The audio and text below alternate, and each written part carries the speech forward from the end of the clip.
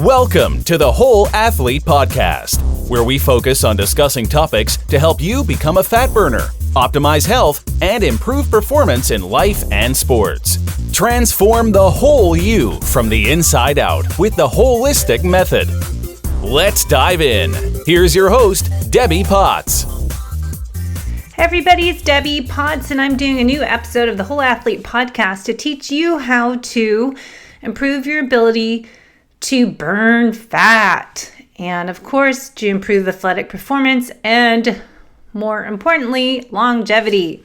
So today's topic I want to dive into is figuring out what you as an individual should eat to teach your body to burn fat as fuel.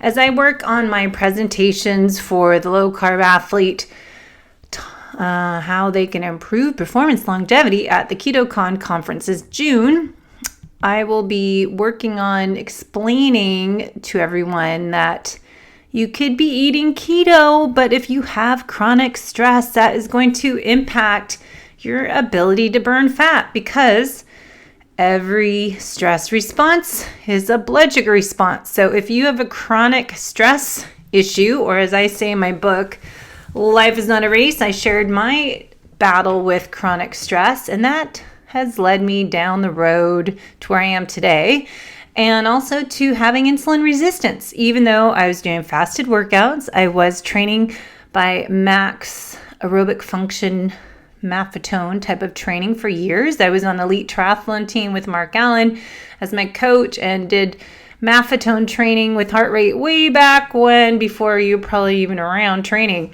So I am here to share my purpose with you. I was doing low carb eating since about 2008. When did the Zone diet came out? I started working on all this when I started training for Ironman Canada back in 2001. Seattle to Portland bike ride. I live in Seattle. Ramrod, ride around Mount Rainier. I was doing all this endurance stuff back, 20 years ago. And I started to experiment myself, not with myself, that sounds bad. I was experimenting with my nutrition, trying to figure out how I can lose fat, because I was doing what they used to tell us to do, is eat, a bagel and a banana and orange juice before I'd go work out. And then I would have a Cliff Bar and have all this stuff in my water bottle. So I was actually a chubby athlete and I was doing training for long distance cycling events. My first long distance ride was that Seattle to Portland ride. I think I was 25 years old, and suddenly fast forward, I'm 48 going on to 49 this year. Sad to say, or I should be proud to say, I'm nearing the late 40s already. Anyways, I have a mission to teach you that even if you're doing low carb, even if you're doing fasted workouts, you can still have health issues, breakdown and burnout, as I did starting back in 2013. And once again, I just went for a run and I felt like crap, and I'm really sick of it. And I try not to get emotional. I try not to get frustrated and have a breakdown and a temper tantrum, but I am even more passionate to help you. And I need your help to spread this message out to the athletes in the endurance world, is that more is not better. All of you are on Facebook showing all these races you're doing, and it looks like amazing.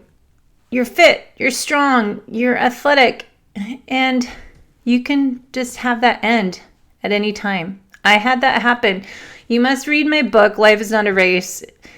It is a journey, on Amazon. And then you can pick up the WHOLESTIC Method manual there as well. And you'll really understand. I was doing all that you're doing. I was doing 50K trail run in December. And then January, I do the Carlsbad Marathon. Then February, I did a 50K trail run in Bellingham. And then I would start training for triathlon as Lava Man in April, then Honu Half Ironman in June, and Ironman Canada in August, and then Ironman Hawaii in October. And then I do a marathon in November, and then start all over again.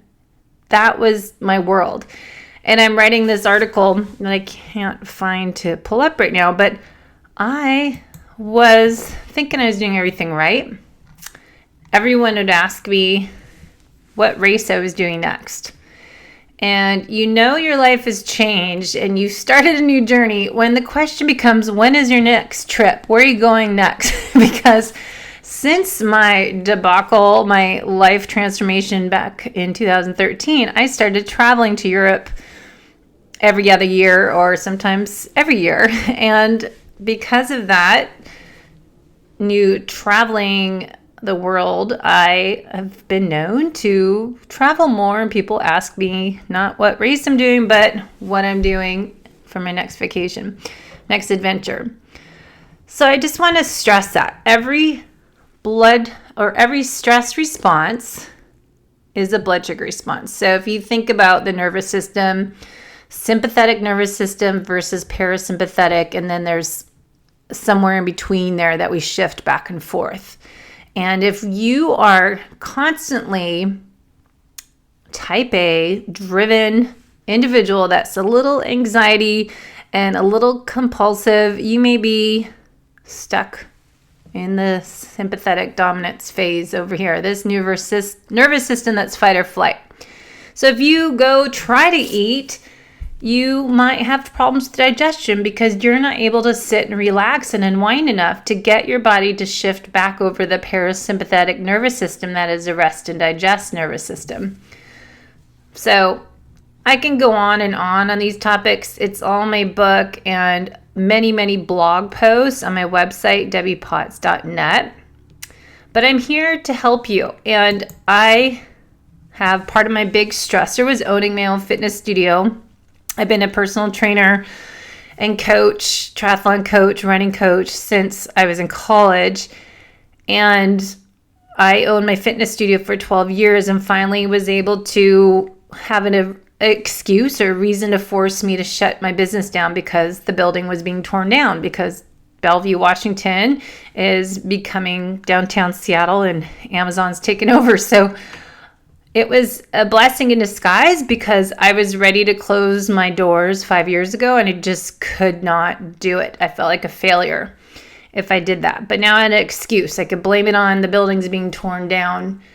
And part of that journey, the last 10 years, I opened my bigger studio's 3,300 square foot space to offer an all-in-one place that I could do run group, a triathlon group, but also have group classes that had yoga, Pilates, and HIIT training and mobility, stability, strength training. And then we had personal training and yoga classes, and I had reformer equipment, and I had massage therapists and acupuncturists, and then gradually nutritional therapy, my infrared sauna, and I was doing it all. But it was, on top of that, I was training about 20 hours a week when I was being a competitive age group athlete training for Ironman with Mark Allen and on their elite team. And so that was a lot on my plate, but it was more the financial stress of running a business and try to succeed and try to be Wonder Woman. And you feel like you're a superhero when you're doing all of this, when you have your adrenaline going and you have that hyperadrenic and your HP axis is overloaded and you're kind of at full speed. And I think I was like that for many years until that certain specific day on my bike ride that I'm usually strong on that I fell apart and I just cried and cried. And then it was that time at my Todd Durkin Mastermind retreat that I had I was a little obsessed with low carb keto and I was fasting and I couldn't eat any of the food that was around, so I didn't eat anything. And then afternoon I went for a speed workout, and then we had a party that night for our retreat, and I had wine because people told me to relax and stop training so hard and loosen up. So what did I do? I had wine on an empty stomach and someone that wasn't drinking, and I was sick for a week. And that was kind of the turning point that I knew something was wrong. My liver was definitely congested. I couldn't detoxify the alcohol toxins, and I was just too wound up and too serious. And anyways, I wrote a lot about of that experience and kind of those red flags in my book, Life is Not a Race. Because I want to help you, because I hear you. I read and stuff on posts on social media, and I know you guys are out there are just like me. I see it happening, and I don't want you to have to suffer in this crappy 5-mile run I just did on a nice, cool, sunny February day that I wish I could still run comfortably an 8-minute mile, but now I suffer and my heart rate's too high and I can't seem to do anything to make it better. So I want you today to talk about what you should eat. I did a Q&A session, it'll come out on Friday, but today I want to talk about the functional lab testing and metabolic typing diet that can help you figure out what is good for you. So a lot of people, we look at metabolic typing as, a diet, but it really looks at your health at a cellular level as an individual. Look at your genetics, look at your profile, instead of giving this one-size-fits-all approach that everyone should do this plan or that plan. Well, I know keto works for a lot of people. I get carnivore works for a lot of people.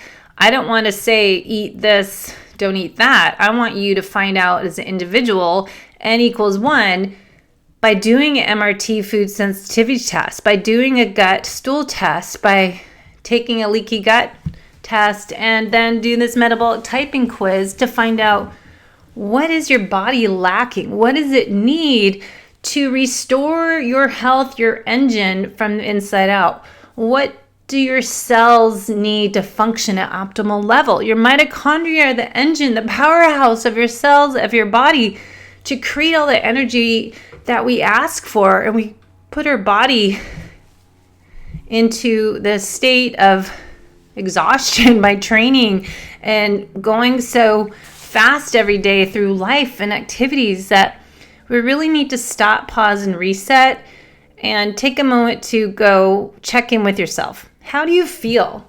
How do you feel when you eat a meal? First of all, in nutritional therapy, we work on north to south. Yes, all disease starts in the gut, digestion starts in the gut, but does it really? It starts north. It starts in your brain. Are you sitting focused on what you're doing when you're having a meal? Are you chewing your food? Are you sitting there enjoying the taste of your food? Or are you mindlessly rushing, shoveling food down your mouth, not even chewing it properly to break it down enough, leading to maldigestion, indigestion, digestion dysfunction, whatever you want to call it? So nutrition starts up north, your brain. So we want to be in the parasympathetic state. So then if you're eating foods, the foods that you choose, there should be a balance of the macronutrients. So carbs, protein, and fat.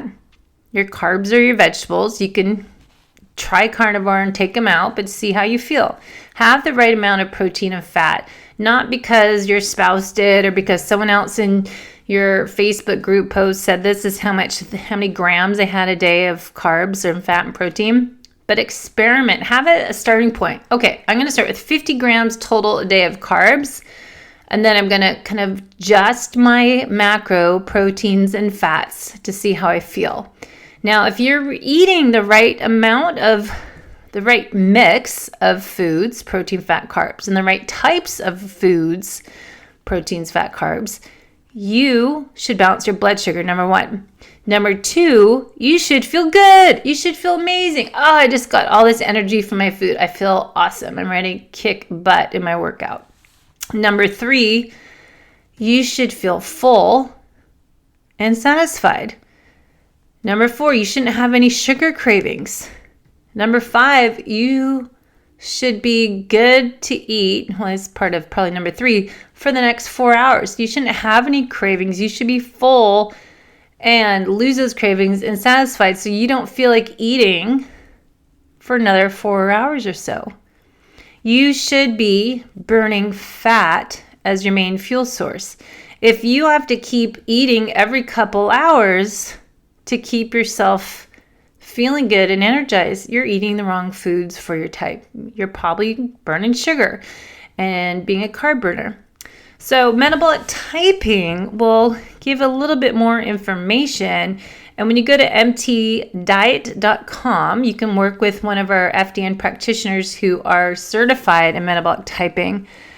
But a few years ago, I interviewed on this podcast Bill Wolcott. He's the one that wrote the book Metabolic Typing. It's a really interesting book. But he says any metabolic type can be a fat burner or a sugar burner, depending on how efficient their metabolism is functioning. That's in terms of normal versus overweight.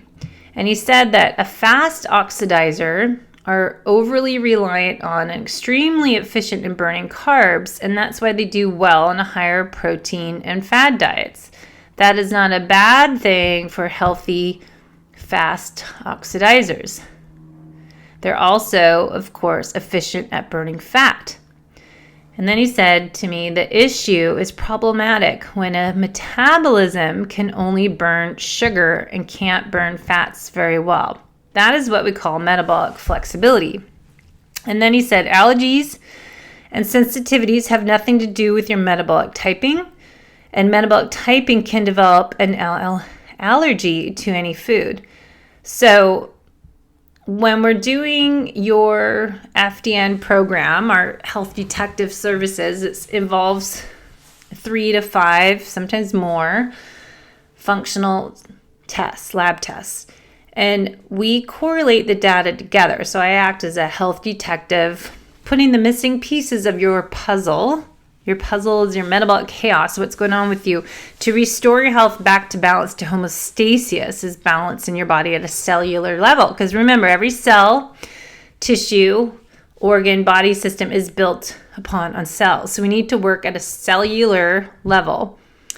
And if you are looking at the MRT food sensitivity results, we're going to make sure we avoid any foods listed on the yellow and red food list for at least 3 months, and then reintroduce them or do another lab test. Then we correlate that information with your metabolic typing feedback.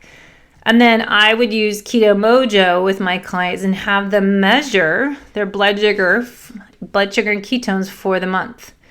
Now, ketones, we don't need to burn a ton unless you have health issues. Then I'm not really the practitioner for you. I'm just trying to work on people getting healthy and burn fat and optimize mitochondria and athletic performance and performance in daily life, including the brain function. So ketones are essential for brain health. But also I want you to just balance your blood sugar. So it's like 80 to 90 during the day. If you ate too many carbs for your metabolic type, your blood sugar is going to spike up. I can't eat carbs. I will crave them. I'll overeat. I won't get full, so I'll keep eating. So then you'll get in that overeating, getting too many calories in. I need to sit, pause, and eat my food without distraction. I need to chew my food. So having more protein works for me. I do have sometimes some crackers, like the Mollygon crackers and some other low-carb, gluten-free, natural, seedy type of crackers, but they don't fill me up. I don't get full if I have just these more carbs. So I have to have a ton of fat and protein with it. That's my body. That's my damage I probably did from doing the no fat, no protein, high carb diet until I was in my mid-20s. So it's individual, but that works for me. But then if you listen to my podcast lately, I'm talking and reflecting a lot on what I did wrong with my low carb intake and my fasted workouts, because before I broke down in 2013, as I said, I was doing a lot of fasted workouts, just having coffee and heavy cream and just being so strict with what I ate that I wouldn't eat enough. And I think my body, especially being female, and you look at the cycle, your menstrual cycle, mine was of course irregular, and I thought that was great doing triathlons and I have to have my period, but I know now that's a bad thing and you'll be messed up really bad in the long term. But the times in the month when women are high hormone phase versus low hormone phase, we have to look at, what type of exercise we're doing, what type of fueling we're doing. And when you're fasting too much as a woman and maybe doing too low of calories, your body thinks it's emergency mode because it's supposed to make babies. And so your body goes into hibernation, and maybe you're storing more fat too is another thing. And I think we have to be careful as women when we fast and how long we fast, and if it's a chronic source of stress or additional stress. So that is a side note, but when you're training a lot and you're eating low carb and having higher fat, you feel good, yes, but over time you could be like me who, well, even my long runs now, I find that I feel guilty if I have anything. I was so serious about doing fasted workouts. I wasn't listening to my body or even experimenting with having a little something beforehand. So now I experiment with Vespa before my long run I'll start doing on Sundays. And I think it's being comfortable with that, giving yourself a break and knowing that you're still balancing your blood sugar. You're just trying to enhance your performance and your fat burning metabolism by adding a little something. And so I think metabolic typing can give you a little more feedback on your individuality, what you might need instead of following the masses. Yes, of course, I think everyone should burn fat. I don't understand anyone that says that we need to, some people burn carbs as their main fuel. No, I think we burn different ratios, but you should be a fat burner. We're designed to be fat burners. And that's what I've learned and what I believe, and it makes sense to me. So back to what Mr. Wolcott said to me a few years ago. He said the ketogenic is a therapeutic diet only, not a lifetime healthy diet. It is an imbalanced state and not the normal healthy state for anyone of any of the metabolic types. So it's, however, has a greater propensity for it compared to the FOs, the fast oxidizers. So the fast oxidizers don't do well on carbs because we burn through them so fast. And so we need higher protein and fat. So that makes sense. But slow oxidizers, you might know some of them. They can get away with more carbohydrates and still feel good and not have to eat all the time, but maybe they still keep their weight down and they're healthy.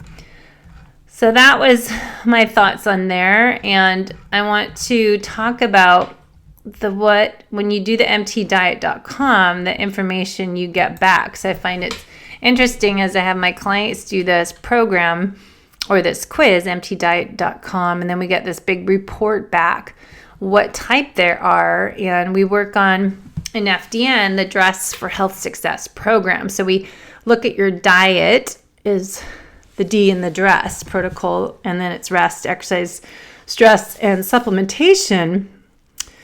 But the analysis you get from taking this metabolic typing quiz is great information back on your individuality, and it gives you 17 reports. And I don't get any money from this. I'm just curious about it and just what you think if you do the test. It is $150, but you get a ton of information back. And I would do this in DNAFit and the MRT food sensitivity test because you can get lots of information from all this data, and then we correlate it together when I'm coaching my clients on this. So my coaching program is 90 days or longer, so it does require commitment, but through that time we're working on all this individual coaching tips on what I call the WHOLESTIC Method, looking at your stressors, external stressors, while we're waiting to identify your internal hidden stressors with the lab work. So the MRT test, as I said, metabolic typing will give you tons of information back, and then you've got this report that will give you orientation, metabolic type program, your prep, phase 1, phase 2, and then beyond. But it's good information. I think it's helpful to kind of look at you. I'd look at Keto Mojo. I'm doing a podcast with them in a couple days for athletes, how exercise will impact our blood sugar as well. But looking at the MT diet plan is just a different perspective, looking at your best diet plan for you based on your cells. And so it'll tell you, what proteins to have, working on which carbs are good. The yellow shading are starches, and then we use a diet check record to see if you react well with them because they're higher glycemic. So if you're eating carbs, I would recommend looking at the lower glycemic load of foods.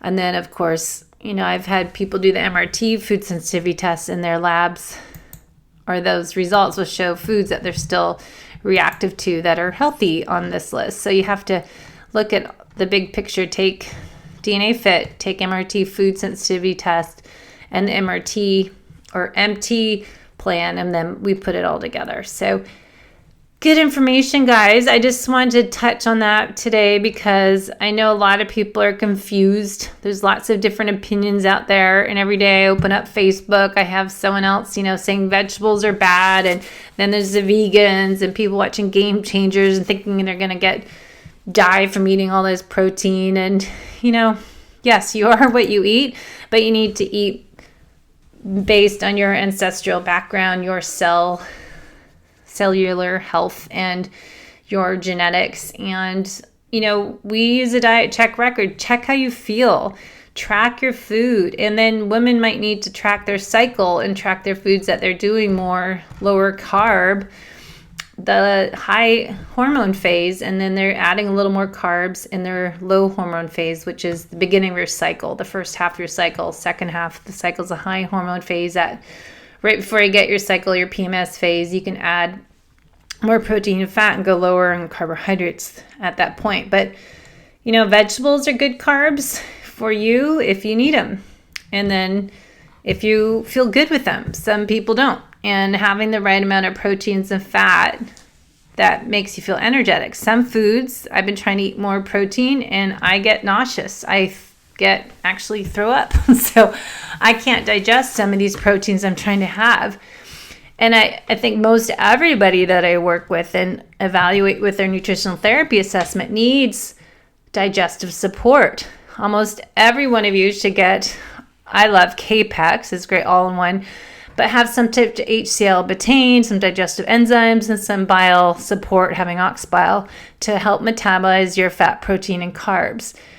And if you're not taking any minerals in your water, adding some sea salt, that's important. You need a methyl B complex is really important. We need glutathione. We need our omega-3 or fatty acids, essential fatty acids we need. So you need to take supplements, but not crappy ones. And I did a podcast recently on the importance of amino acids, especially for women pre and postmenopausal, and for women that are athletes training a lot. We need to have, as Dr. Stacy Sims says in her book, Roar, have 5 to 7 grams of aminos before you work out 30 minutes and 30 minutes after your workout. And then she said later in the day and then before bed. So it's 4 times a day you're supplementing with amino acids because your hormones go lower as you get older. We need to build our muscle more so we don't have those hormones to help anabolic boost of the muscle building. So we need to take more branched chain amino acids. Now, Stacy Sims doesn't recommend any, but I am suggesting to experiment with Kion aminos because it's 5 grams in 1 scoop. And I'd rather take the drink mix than the tablets, but I do both. In the morning, I'll take 5 tablets before a workout and then afterwards. And then I've been trying to take the tablets again before bed. So I've got lots coming up. I'm going to the Natural Product Expo West show at the beginning weekend of March, and I'll investigate some new supplement lines and keto low-carb foods out there. But the problem is anything that is in a package is usually processed. So all these keto people doing dirty keto, they're eating a lot of processed foods, erythritol that's going to cause diarrhea. So be careful what you take. Ideally, we eat real food, organ meats. On this list, I'm looking at high purine foods or organ meats, pate, brains, buffalo, elk, heart, kidney, leaf, beef, liver, all sweetbreads, tongue, all this stuff I would never eat.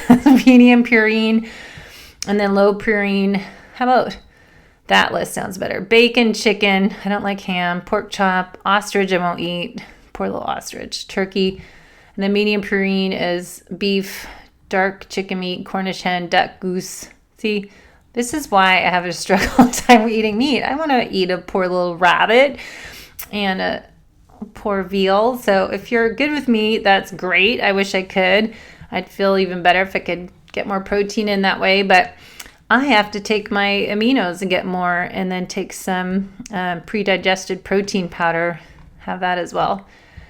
Okay, so I will end today's show because I can just keep talking by myself for an hour and it's kind of scary to me. So feel free to check out my website, debbiepotts.net. My coaching program is 90 days or longer. It is $7.97 a month, so you need to be motivated and commit to 3 months or more.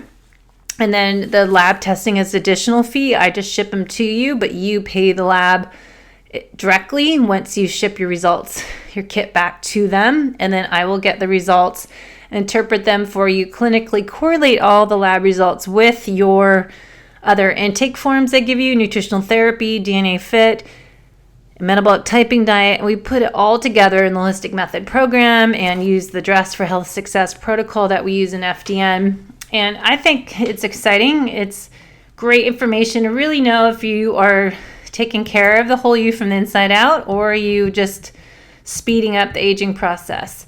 It is easy to do if you're an athlete to overdo life and, slowing down a little bit and taking a break and figuring out what should you eat, what should you take supplementation, how's your sleep, how's your recovery and repair, and more importantly, how are your mitochondria? How's your liver detoxification? Are you able to detoxify properly with phase 1 and phase 2? And all this stuff we assess in the functional lab work. And the amount of money everyone spends in triathlon world, at least, on bikes and equipment, this is nothing compared to the amount of money you spend on a helmet and a new shoes and a bike tri-kit. So look me up, debbiepotts.net on coaching, and just if you're interested, you want to get a kind of an interview with me, a consultation, we'll see if we're the right fit for each other, because I do ask people some questions, and if you're motivated, you got to be a scale 9 out of a 10, or ideally 10,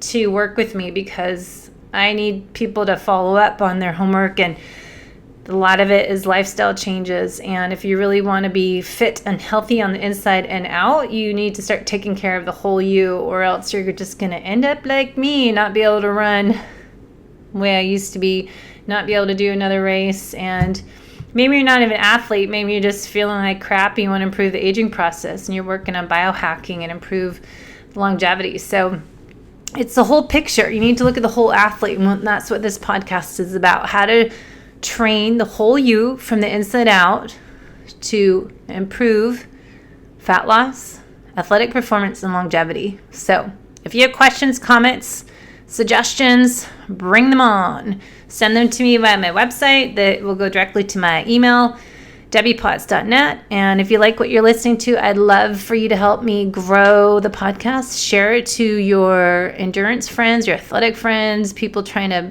work on biohacking their health.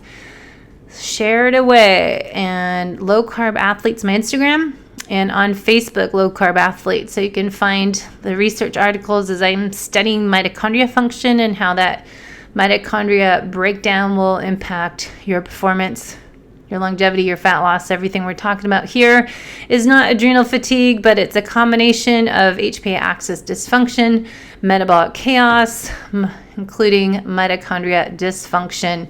So with that, we'll talk to you next week. Remember, Wednesdays is health rebuilding. Fridays is more about performance tips.